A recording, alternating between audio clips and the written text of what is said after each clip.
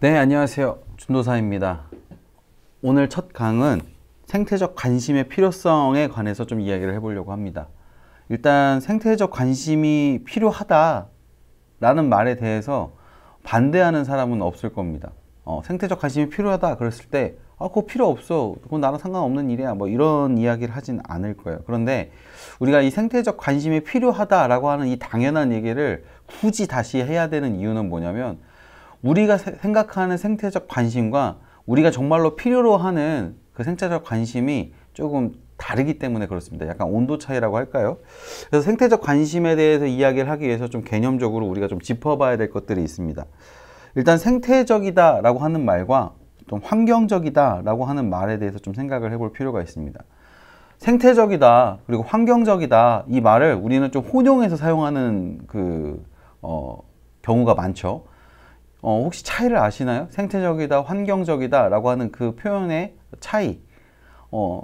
일단 뭐 교과서에서는 이렇게 설명을 합니다. 환경은 요소이고 생태적이다 라고 하는 말은 관계를 표현하는 말이다, 뭐 이렇게 이제 가르치는데, 뭐 큰 의미에서는 틀린 말이 아닙니다. 근데 이제 좀 자세하게 얘기를 하자 하면은, 환경적이다 라고 하는 말은 우리가 이제 우리 사회 안에서 좀 사용이 될 때 인간 중심적으로 이렇게 하면 된다, 인간 중심적으로 우리가 살기 위해서 좋은 환경은 이렇게 하면 된다 라고 이렇게 정의를 내리는 것이고, 생태적이다 라고 하는 말은 우리가 살고 있는 이 지구, 이 행성 안에서 우리가 지금 누리고 있는 이 자연계 안에서 우리가 n분의 1이다, 인간도 하나의 생명이다, 그냥 n분의 1이다 라고 그렇게 인정하는 그런 입장이라고 생각을 하시면 될 것 같습니다.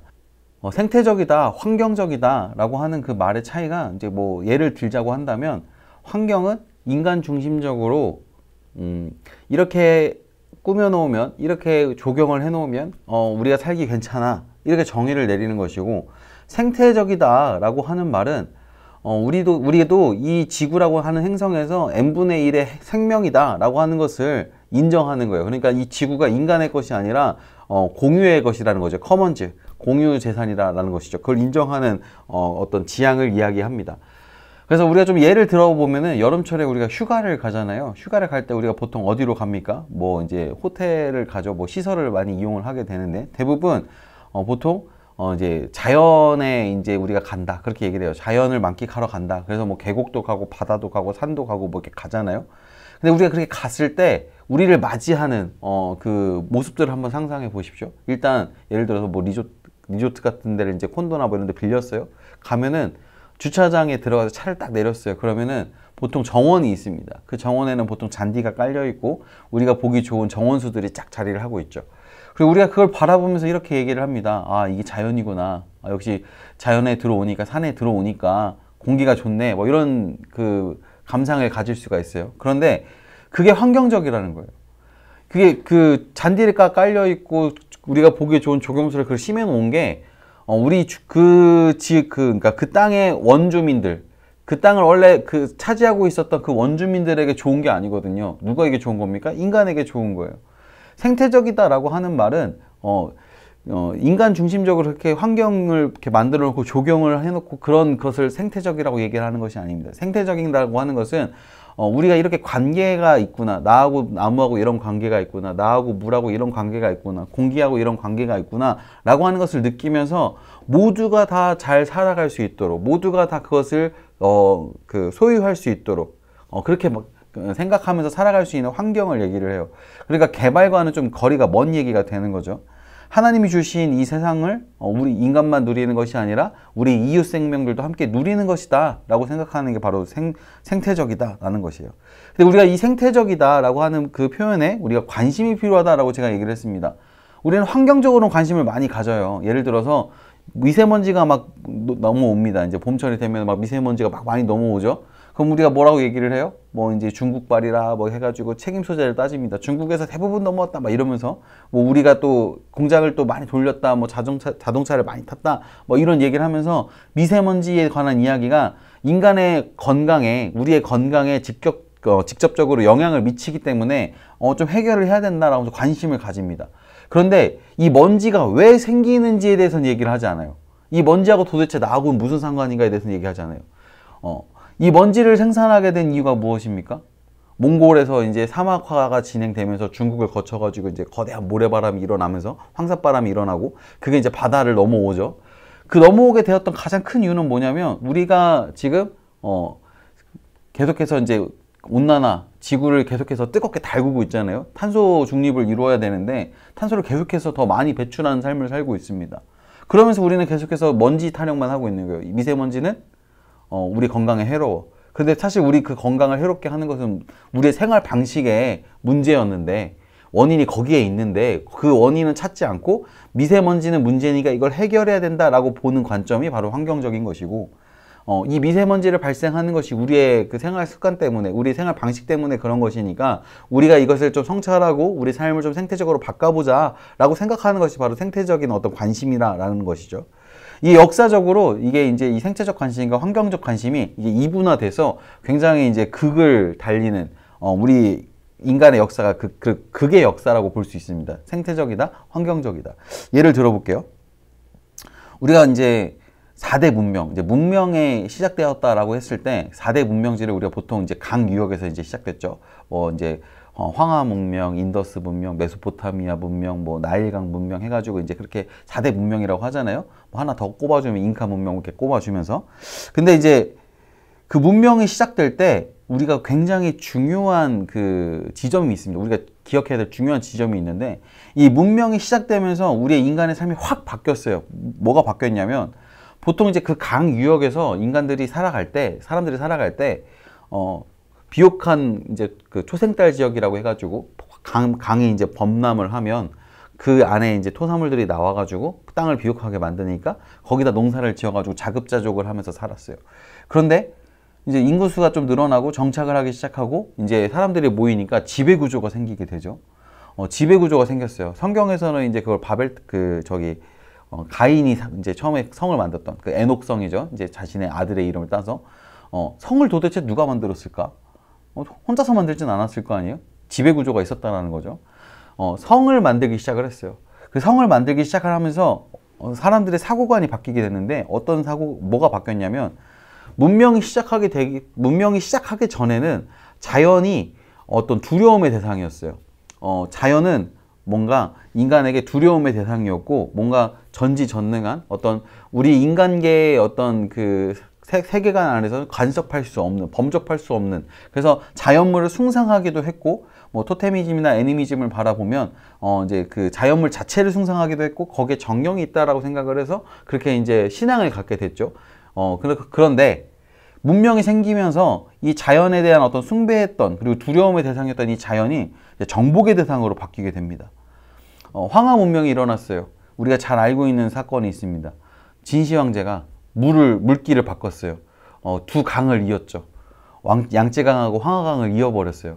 그럼 물줄기를 바꾸는 그런 그 사업들을 했었고, 물이 범람을 하니까 생활권에 영향을 미치게 되니까 제방을 쌓기 시작했어요.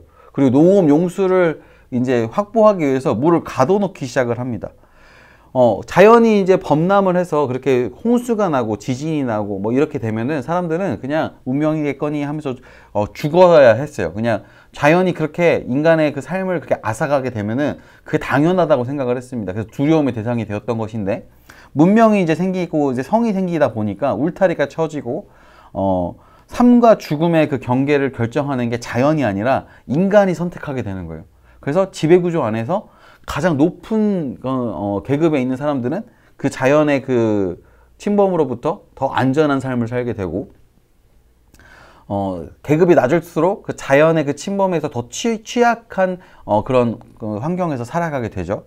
그래서 그 지배 구조가 생기면서부터 사람들이 이제 인식이 바뀌게 됩니다. 삶과 죽음의 선택을 하기 시작을 했고, 그리고 지배 구조가 생기면서 자연을 어떤 두려움의 대상이나 숭배의 대상으로 바라보는 것이 아니라 이제는 정복의 대상으로 바라보게 된 거죠. 그러면서 이제 문명이 싹트게 되었고, 그러면서 땅과 물과 그리고 우리가 지금 누리고 있는 이 행성의 이 지구의 모든 것들이 소유의 개념이 생기게 됩니다. 그래서 이제 아예 그 사람들이 이제 자연을 어떤 이웃 생명, 우리와 함께 살아가는 어떤 이웃으로 바라보는 것이 아니라 내 삶을 영위하기 위한 어떤 소비재로 바라보게 되는 것이죠. 이렇게 생태적과 환경적인 그런 삶이 갈등이 이제 시작하게 된 거였어요. 이제 문명이 시작되면서 환경적인 그런 삶의 그 관념들이 우리의 삶의 어떤 기본적인 아주 당연한 요소가 되어 버립니다. 당연한 어떤 철학적 기반이 되어 버렸어요. 그래서 이제 이게 2000년 넘게 이렇게 이어져 내려온 거예요. 그래서 지금 오늘날 와가지고 이렇게 기술 문명이 발달한 오늘날 21세기 안에서 생태적 관심을 가져야 됩니다 라고 얘기를 했을 때 지금까지 우리가 누려왔던 삶의 방식이 잘못되었다 라고 하는 것을 인정해야 되는 어떤 큰 숙제를 안게 되었습니다. 여러분들은 지금 내가 살아가고 있는 삶의 방식이 잘못됐다라고 얘기를 한다 그러면 그걸 편안하게 그렇지, 내가 지금 잘못 살고 있지, 그렇게 쉽게 인정하실 수 있겠어요? 사실 쉽게 인정할 수가 없어요. 인정하기가 쉽지 않습니다. 이 삶의 방식이 잘못되었다라고 하는 지점을 알게 해준 아주 그 충격적인 사건이 있었습니다. 이제 2차 세계대전 이제 끝나고 나서 DDT라고 하는 이제 농약이 이제 개발됐죠. 이제 농사를 져야 되는데 땅이 척박해진 상태에서 너무 이제 그 경쟁물들이 없어서 이제 사람들이 굶주림에 시달리게 되니까 약을 개발을 했어요. 그래서 천사의 축복이다라고 불렸던 DDT라고 하는 약이 개발되었는데 우리나라에서는 6.25 전쟁 때 이제 사람한테 직접 뿌리기도 했어요. 이걸 이제 막 몸에 있는 이제 이를 잡는다고 하면서 이 DDT가 이제 미국에 있는 솔트레이크라고 하는 그 도시에 이제 사용이 되었어요. 이제 무슨 일이 있었냐면 강이 아름다운 이제 도시라서 솔트레이크인데 사람들이 이제 관광을 이제 해야 되니까 관광 사업에 발달을 하면서 거기 개발하기 시작을 했습니다. 개발을 하니까 이제 장사가 잘 됐겠죠. 근데 이제 문제는 뭐냐면 모든 생활 화수나 모든 그 오염물들을 그냥 강에다 그냥 버린 거예요. 그래가지고 강이 오염이 됐어요. 근데 강이 오염이 되니까 어떤 일들이 일어났냐면 갑자기 각다기가 수컷 모기죠. 이제 굉장히 크죠. 우리나라 각다기보다 이제 미국에 있는 각다기가 더 크다고 그래요. 각다기가 이제 막 엄청나게 많이 나오는 거예요. 이제 생각해 보세요. 휴양하러 갔는데 문을 열었는데 각다기가 막 몇천 마리, 막 몇만 마리가 막 후루룩 이렇게 날라오면 장사가 되겠어요? 안 되겠죠. 그래서 마을에서 이제 회의를 해가지고 이 각다기를 박멸하기 위해서 어떻게 해야 되냐 해서 DDT를 0.02 ppm이라는 그 용량을 넣었어요. 0.02 ppm을 한번 인터넷 찾아보세요. 굉장히 소량입니다. 굉장히 소량인데 각다기를 박멸했어요. 성공했어요. 첫 번째는 이제 성공을 했어요. 그래서 사람들이 좋아했겠죠. 근데 2년 뒤에 다시 각다기가 다시 또 창궐 하게 되니까 막 엄청나게 나오니까 다시 또 DDT를 풀었습니다. 그런데 이번에는 각다기만 죽은 게 아니라 물고기가 폐사하기 시작한 거예요. 그리고 그 물고기를 먹고 살았던 논병아리가 이제 폐사하기 시작했어요. 그래서 미국에서 당국에서 이제 이거 심각한 문제다 해서 역학조사를 했는데 그 당시에 0.02 ppm을 풀었을 뿐인데 플랑크톤에서 5.6 ppm이 나왔고 작은 물고기에서 10 ppm이 나왔고 큰 물고기에는 1500, 논병아리는 1600, 포유는 그 이상이 나왔겠죠. 그럼 그걸 먹고 있는 인간은 어떻겠습니까? 이 사건이 굉장히 충격적인 사건이었던 거예요. 그래서 이거를 레이첼 카슨이라는 사람이 침묵의 봄이라고 하는 책을 출간하면서 이거를 고발했어요. 미국 당국에. 그래서 막 금서로도 지정이 되고 해서 막 미국을 전역을 휩쓸었던 책이었는데 그 당시에는 이게 굉장히 충격적인 사건이었어요. 지금 보면 뭐 그 정도 가지고 그래? 더 심각한 데 많은데 뭐 이럴 수도 있지만 그 당시에 굉장히 심각한 사건이었습니다. 그런데 이 침묵의 봄을 발표를 하고 나서 이렇게 심각하다라고 하는 것을 이제 미국 전역이 다 알게 됐음에도 불구하고 환경적으로 살아왔던 그 삶의 방식을 바꾸질 않아요. 지금 미국을 한번 바라보세요. 탄소 배출하는 그 이제 악당 국가 중에서 미국이 포함되어 있는데 미국이 생태적인 국가라고 얘기할 수 있습니까? 군수업을 기반으로 해서 성장한 나라인데 탄소 배출을 많이 하면 했지 적게 하는 나라가 아니잖아요. 환경적인 그 삶의 요소가 그 삶의 방식이 이미 잘못되었다라고 하는 것을 알고 있음에도 불구하고 이거를 생태적인 삶으로 전환하는 게 힘들었다라는 거예요. 왜요? 우리는 이미 2000년 넘게 환경적으로 살아왔던 그 삶의 방식이 몸에 배어있기 때문에 그렇습니다. 이게 원래 당연한 거고 이게 편한 거예요. 불편함을 감수하고 싶지 않은 거예요. 생태적인 그런 삶을 살기 위해서 노력을 했던 분이 계십니다. 최재천 교수님이라는 분인데 최재천 교수님이 이제 유튜브에 쳐보면 이제 그 유튜브 채널도 있어요. 한번 구독도 눌러주시고 해주세요. 최재천 교수님이 이제 그 이명박 정부 때 강연을 하면서 이런 이야기를 했습니다. 환경부 이제 환경부에서 초청한 강의였는데, 정작 사람이나 동식물이 환경과 무슨 관계를 맺으며 살아가고 있는지를 살피지 못한다. 그래서 환경부라 하지 말고 생태부라 했으면 좋겠다. 라고 그렇게 얘기를 했습니다. 무슨 말씀인지 알겠죠? 환경부라고 얘기를 하면 이게 이제 그 환경, 인간 중심적으로 어떻게 하면은 더 잘 살 수 있을까? 인간이 중심적으로 어떻게 하면 더 효율적으로 살 수 있을까? 이런 고민을 하게 되니까 우리가 정말 지속 가능한 삶을 살기 위해서는 생태적으로 우리가 어떤 관계를 맺고 우리의 이웃 생명들과 어떤 관계를 맺고 그렇게 살아가야 우리가 지속 가능한가에 대해서 고민을 해야 되는데, 환경부라고 하니까 그걸 살피지 못한다라는 그런 이야기였어요. 그래서 그것을 이제 그렇게 발표를 하면서 생태부라라고 그렇게 했으면 좋겠다고 해서 그때 관계부처 이름이 좀 바뀌었으면 좋겠는데 지금까지도 환경부죠.